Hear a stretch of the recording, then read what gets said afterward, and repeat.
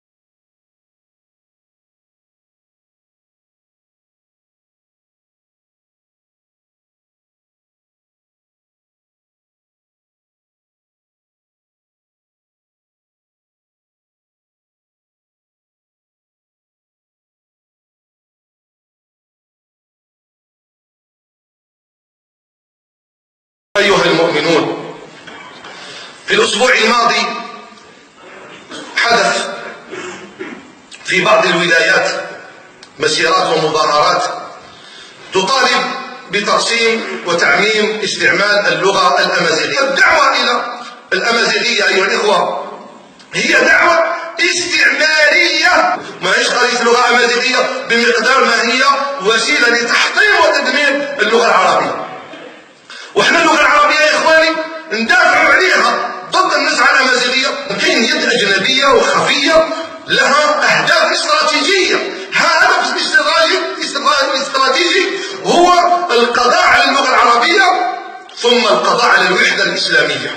فكرة ولدت ونشأت وترعرعت في باريس في حضن الاستعمار، ماشي لأنه اللغة أمازيغية. لو كان نشأت في جرجرة ونبتت في جرجرة. اللغة الأمازيغية هي المطلب الوحيد على الإطلاق. هم يبغضون اللغة العربية بغضا شديدا. الهدف نتاعهم هو القضاء على اللغة العربية. وأنا أنتمي إلى قبيلة أمازيغية وأنا كتامي من القبيلة الكتامية، ولكن لما جاء الإسلام أيها الإخوة فيه قبائل أمازيغية تعربت واتخذت العربية لسانها، تركوا لغة أجدادهم وقبلوا بلغة القرآن الكريم. هذا شيء نحن نعتز به ونفتخر ولا إشكال عندنا على الإطلاق. نحن أمازيغ عربنا الإسلام، نقطة إلى السطر، نحن أمازيغ عربنا الإسلام ونحن نفتخر بهذا. الأمازيغية، ولكنني أحب العربية لأنها لغة ديني. هذا ما ينبغي أن نفهمه أيها الإخوة الكرام. أعتز بأجدادي الذين خدموا هذه اللغة. من هو أول من ألف ألفية في النحو؟ العلماء إن ابن مالك نسج على ألفية هذا الرجل العظيم من رجالات أمازيغ. من هو أول من ألف ألفية في النحو؟ ابن مالك. ألفية ابن مالك سبقتها ألفية ب10 سنين، هي ألفية يحيى بن عبد المعطي البجائي الزواوي الأمازيغي الجزائري الذي توفي سنة 628 هجرية. من بجاية رحل إلى بلاد الشام في الدولة الأيوبية، استقبله السلطان ورفع من قدره وأعطاه تدريس الإقراء والنحو في دمشق. المدرسة ذهبت إلى المدرسة، أحب المدرسة قريبة من دارنا. لغة متحركة لا نجد هذا في لغات أخرى. خذ الإنجليزية مثلا، هل يمكن أن تقول the school I go to school I love my school؟ لا يمكن أن يكون هذا، لا يمكن. لغة جامدة تحتاج إلى غيرها لتفهم. أما اللغة العربية فهي لغة متحركة. إنني أفتخر باللغة العربية. التفريق بين أمازيغية طارق بن زياد، بين أمازيغية طارق بن زياد وابن باديس والطاهر أيت علجات وعمروش وعبان وغيرهم، وبين أمازيغية بعض المغرضين الذين اتخذوها ورقة للتفريق بين الأمة أو يخدمون أفكارا أخرى غريبة عن أمتنا. فيا أيها الإخوة، حينما جاء الإسلام لكي تتكلموا بها، لما تعرف قيمة هذه اللغة تتكلم بها، لا تستبدلها بلغة أخرى في الخطاب. من ينصر اللغة العربية؟ ينصرها أهلها. فنسأل الله سبحانه وتعالى أن يردنا إلى لغتنا وأن يردنا إلى ديننا. واذكر أنا باسم الأمازيغية ونحن أمازيغ، وأنا أمازيغي من قبيلة كتامة. أعتز بانتسابي للأمازيغية، ولكنني أحب العربية لأنها لغة ديني. هذا ما ينبغي أن نفهمه أيها الإخوة الكرام. أعتز بأجدادي الذين خدموا هذه اللغة. من هو أول من ألف ألفية في النحو؟ العلماء إن ابن مالك نسج على ألفية هذا الرجل العظيم من رجالات أمازيغ. من هو أول من ألف ألفية في النحو؟ ابن مالك. ألفية ابن مالك سبقتها ألفية ب10 سنين، هي ألفية يحيى بن عبد المعطي البجائي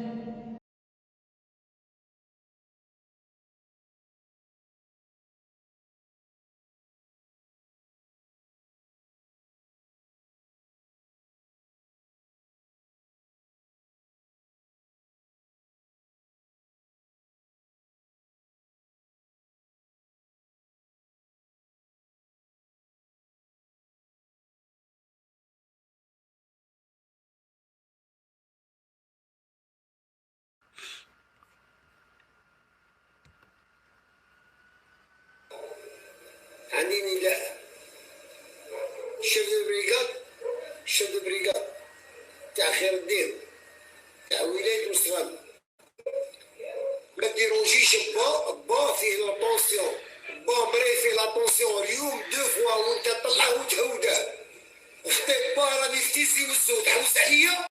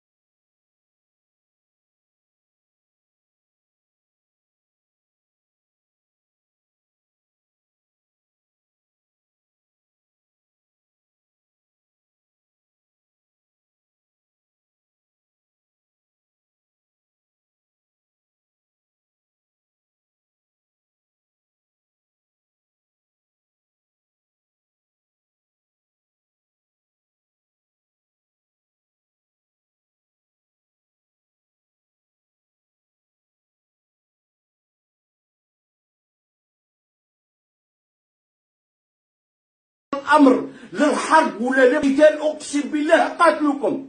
واذا وصل الامر الفتوحات اسلاميه واحده اخرى والله نديروا فتوحات اسلاميه واحده اخرى، والله نتوبوكم. فتوحات نوفمبريه، فتوحات باريسيه، اقسم بالله ماني طالقكم انايا. والله اذا لزم الامر نديروا فتوحات واحده اخرى يا جهاله، والله غير نقتلوكم.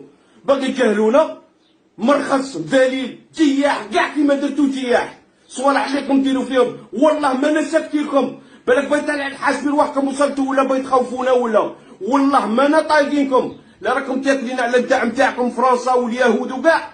حنا تاني عندنا الدعم، عندنا الدعم من عند ربي سبحانه، عندنا الايمان. حنا نفتكوكم بالايمان. الجياح الدليل المرخص كاع كيما درتو مرخص. واللي عنده اي حوار، اللي عنده اي كلام نشريوها من نيتي يجي قابلني ثم نهار رساله. المرخص الكبير في عودك ركبه وروح قابل مفطروس. المرخص الجياح الجبناء المزيتين الزواف روح ديرها في الدشره تاعك الرخص. والله ماني طالبكم على شراميط لكم ترفدوهم على صوالح، والله ماني طالب واحد غادي نلهاكم ديريكت. مرخص الجياح كفوه مرخص اللي تاكل على روحه يجي قابلني يا الجياح، اللي تاكل على روحه.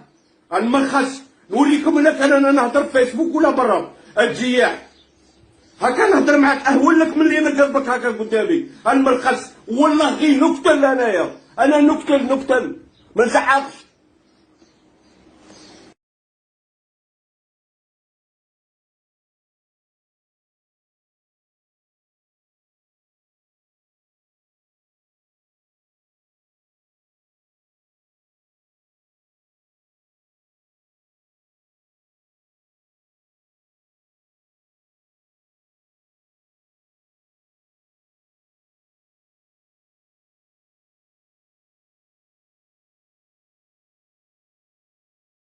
معكم محمد سعيد من أثلحظير، أصلنا من أعالي جبال أقبو إغرم، دكتور في الشريعة ومنحدر من أسرة ثورية. هذا الفيديو يهم كل أحرار الجزائر، أحفاد 1.5 مليون شهيد الذين رضوا بالله ربا وبالإسلام دينا وبالجزائر وطنا حرا مستقلا. الماك أيها الجزائريون المسلمون هي حركة من أفراد قلة يريدون الاستحواذ على أرض من الجزائر هي من أطيب الأراضي ومن أفضلها وأعرقها وألصقها بالجزائر وبشهداء الجزائر وبدين الجزائر. تتميز هذه الحركة بالعنصرية والتشدد والعداوة الكبيرة للإسلام واللغة العربية، ويهدفون إلى إنشاء دولة تقوم على أسس لا دينية يتم فيها على وجه الخصوص تهميش الإسلام وفتح كل الأبواب أمام الأديان والخرافات الأخرى. يظهرون أنفسهم على أنهم كثرة، ومسجد واحد في بجاية مسجد الكوثر لا يمكنهم أن يجمعوا أكثر منه لا في داخل الجزائر ولا في خارجها. بل لو جمعنا عدد الأطفال الذين يحفظون القرآن في بلديتي بجاية وتيزي وزو في مساجدها لفاقوا عدد هؤلاء داخل الجزائر وخارجها. هذه صورة لجزء من حلقة قرآنية داخل مسجد أبي بكر الصديق في بجاية، والذي يحفظ فيه القرآن أكثر من 200 طفل. مسجد سيدي علي البحر يضم أكثر من 300 قارئ. مسجد الرحمة تل مرخى أحيانا يفوق عدد القراء هناك من الأطفال الصغار 250. وكل إمام عندنا يعرف أن عدد المقبلين على حفظ القرآن في المساجد أكبر من طاقة المعلمين. شاهد الدروس المسجدية في إحداد والإقبال الكبير عليها قبل غلق المساجد من أجل كورونا. يحلمون بدولة لا دينية لائكية في منطقة القبائل. عجيب. شاهد الإقبال الكبير على أمسية قرآنية في مسجد الشيخ الحداد في عزازقة. شاهد الدروس المسجدية النسائية والإقبال الكبير عليها في مختلف بلديات بجاية. أنا والله أعيش في منطقة القبائل وأراقب تحركات أعداء الملة هنا.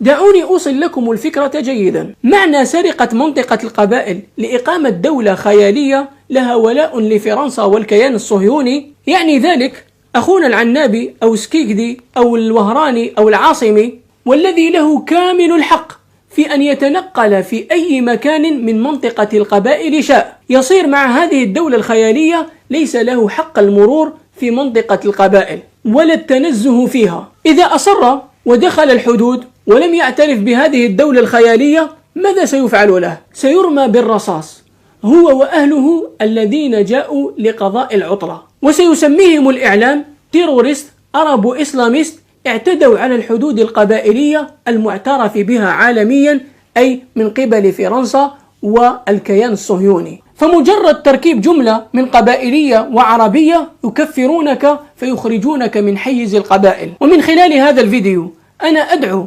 كافة الجزائريين أن يقفوا وقفة حزم وعزم ضد كل من يسب النبي صلى الله عليه وسلم على الملأ، كما يفعله الكثير من أتباع الماك. يا أهل الإسلام، ألا تنتصرون لنبيكم؟ هؤلاء يسبون النبي صلى الله عليه وسلم بسب لم يعرفه المشركون ولا اليهود ولا النصارى ولا المنافقون في عصر النبي صلى الله عليه وسلم، ولا حتى كبار مروجي الزندقة في هذا العصر، مثل قذفه صلى الله عليه وسلم بالشذوذ والدياثة وتبادل الأزواج وغيرها لعنة الله عليهم. أحبتي في الله، الماك تسعى إلى مخالفة أجدادنا الذين كانوا يحكمون الشرع في قراهم إبان الاستعمار. تسعى هذه الحفنة المجرمة إلى تكوين وتأسيس دولة تقوم على أسس لا دينية كفرية، بل تتدين بتهميش الإسلام.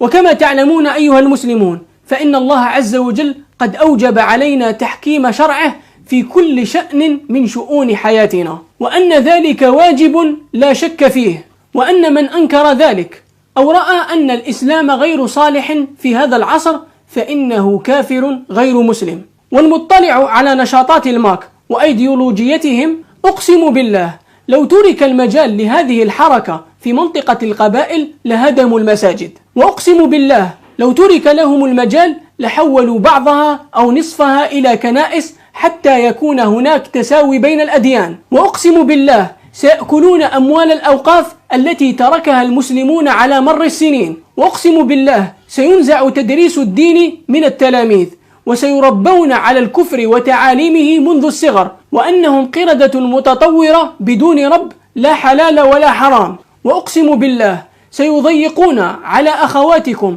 وبناتكم الأمازيغيات المتحجبات والمتجلببات والمتنقبات. وأقسم بالله سيتم التضييق على الأئمة وتكميم أفواه الدعاة وغلق كل باب للدعوة العلنية والعامة. وأقسم بالله سيتهمون بالإرهاب كل شخص ينشر مطوية حول الصلاة. وأقسم بالله سيسمحون بحرية كل أنواع اللباس إلا ما له علاقة بالإسلام. وأقسم بالله ستحارب اللغة العربية في كل مكان. وأقسم بالله سيتم تحريف تاريخ الفتوحات الإسلامية التي نشر بها الحق وأذل بها الكفر والشرك ومحيت به الخرافات وعبادة الأصنام. وأقسم بالله سيتم إحياء الشركيات والخرافات وشخصياتها التي كانت في الجاهلية. وأقسم بالله ستقمع الأغلبية المسلمة وتعز شرذمة النصارى وكمشة الملاحدة. وأقسم بالله سيطعن في الإسلام صباح مساء في الإعلام، وستبرمج برامج للتبشير بالنصرانية في التلفزيون العمومي. وأقسم بالله سيحترمون العهرة والشذوذ ويفتحون مراكز صحية خاصة بالإجهاض. وأقسم بالله ستفتح الحدود مع اليهود ويتم إعانتهم على قتال الفلسطينيين. أليس منكم أيها الجزائريون المسلمون رجل رشيد؟ قوموا قومة واحدة لنصرة دينكم ونبيكم. يا أيها الذين آمنوا إن تنصروا الله ينصركم، وقال تعالى ولينصرن الله من ينصره إن الله لقوي عزيز. أذكر جيدا لما وضعت فيديو في تحريم نصب التماثيل ومن بينهم ششناق، رد علي بعضهم بماذا؟ بمقطع من أغنية لأحد المغنين. لا حول ولا قوة إلا بالله. والماركسيست يقرون بتقديسهم للغناء، ففي رسوماتهم الكاريكاتورية غالبا ما يرسمون أنفسهم كأشخاص يحملون آلات موسيقية. بالله عليك أيها المستمع، كم يستغرق منك من الوقت لتأليف أغنية ووضع الإيقاع لها تخيل معي الناس تموت بالجوع والرئيس يؤلف الأغاني. ماذا سيأتيك من رئيس مغني سيصرف أموالا طائلة من أموال الدولة والشعب في إقامة الحفلات الغنائية؟ هل حركة الماركس سلمية كما يدعون؟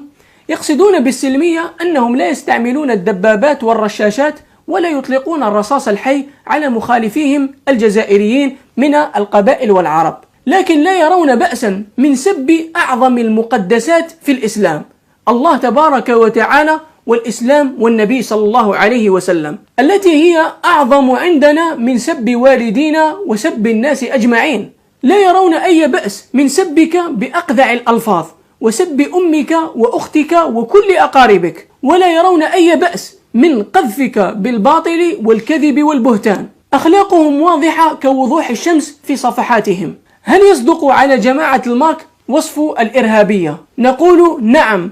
هل يصدق على جماعة المارك وصف الإرهابية؟ نقول نعم. تصدق عليهم وتنطبق أشد الانطباق. لذا مما لا شك فيه أن حكم الانضمام إلى هذه الجماعة لا يجوز لعدة أسباب. أولا أن فيها سرقة لأراضٍ للمسلمين ارتوت من دماء الشهداء لتكون بلادا حرة تحت راية الإسلام لا تحت راية اللادينية. وفي الأخير أيها الكرام، آخر هذا الأمر لن يعدم من سيلان الدماء، فلن يرضى أحد أن تسلب أرضه ولا أن يطعن في دينه ولا أن تؤخذ أمواله ولا أن ينتقص من حقه، وخصوصا من جماعة لا دينية عرقية متشددة. والقوم يتم تحريضهم يوميا ضد الجزائر وأهلها من طرف إعلامهم المريض. فمن الآن إذا أردنا أن لا تسيل دماء المسلمين فعلينا أن نقف وقفة حزم وعزم ضد هؤلاء. فمن الآن إذا أردنا أن لا تسيل دماء المسلمين فعلينا أن نقف وقفة حزم وعزم ضد هؤلاء. أمزوارو ذا عسكري أمزوارو ذا عسكري دقفوشي سياس قرفوشي دقفوشي سياس قرفوشي وكي غادا دويد السبري دي سور يتساوي وكي غادا دويد السبري دي سور يتساوي ويسين الشاف وبارتي ويسين الشاف وبارتي جلسي استزقات هذوكلي جلسي استزقات هذوكلي وكي غابا دويد السبري دي سور يتساوي وكي غابا دويد السبري دي سور يتساوي ويستلاثا داخوني ويستلاثا داخوني أفيل سيسياس قاربي أفيل سيسياس قاربي